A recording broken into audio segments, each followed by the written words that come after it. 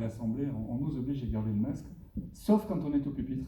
Et c'est pour ça que je commence à aimer le pupitre, on va dire. Écoute, monsieur le maire, mesdames et messieurs les élus, mesdames et messieurs, je souhaite d'abord remercier Cédric Morel, le maire de Bessières, et son conseil municipal pour cette invitation.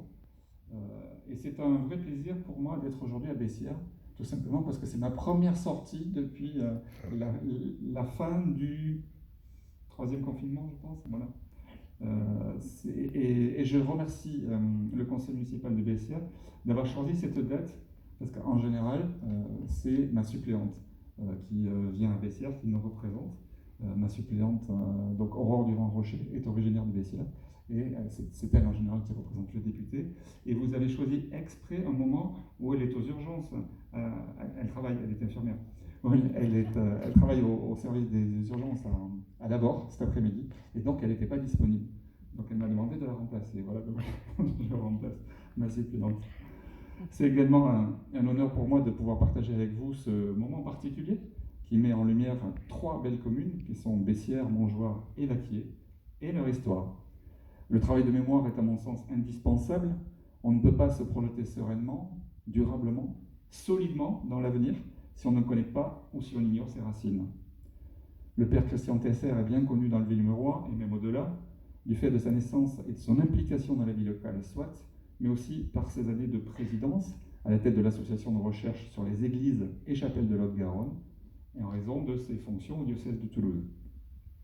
Je le sais par ailleurs très occupé par la coordination des événements de l'année Saint-Joseph en ce moment. Malgré son emploi du temps bien rempli, Christian Tesser vient jusqu'ici nous présenter le fruit de ses derniers travaux, car, nous le savons, le chanoine n'en est pas à son coup d'essai. Sa plume talentueuse et exigeante a déjà permis à bon nombre d'entre nous de plonger au cœur de l'histoire de Villemur-sur-Tarn, au travers des lignes précises et documentées des 4 ouvrages qu'il lui a consacrés. Aujourd'hui, Christian Tesser s'éloigne de ses terres natales, mais pas trop non plus, pour nous proposer la passionnante histoire de 3 communes voisines, de celle qu'il a vu naître avec son ouvrage « La nouvelle histoire de Bessières, Montjoie et Vaquier ». Monsieur Tesser, j'ai beaucoup apprécié l'image poétique que vous avez utilisée dans l'article publié dans la Dépêche du Midi, lorsque vous parlez de ces 3 communes entourant l'ancien canton de Villemur-sur-Tarn comme d'un arc-en-ciel enveloppant le Villemurois. Par ces mots, en apparence simple, qui se dessine la richesse de votre approche.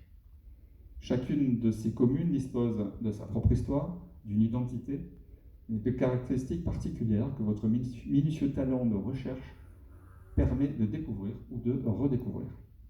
Mais ces communes font aussi corps et sont liées par l'histoire des hommes et des femmes qui y ont vécu et qui les font vivre encore aujourd'hui. La traversée des siècles, que vous dévoilez ainsi chronologiquement, permet de prendre conscience des évolutions en matière d'aménagement du territoire, une discipline qui m'est particulièrement chère. Votre ouvrage met en valeur des communes qui subissent l'attraction de la métropole, mais qui savent toutefois poursuivre ou réinventer un art de vivre plus en lien avec la nature.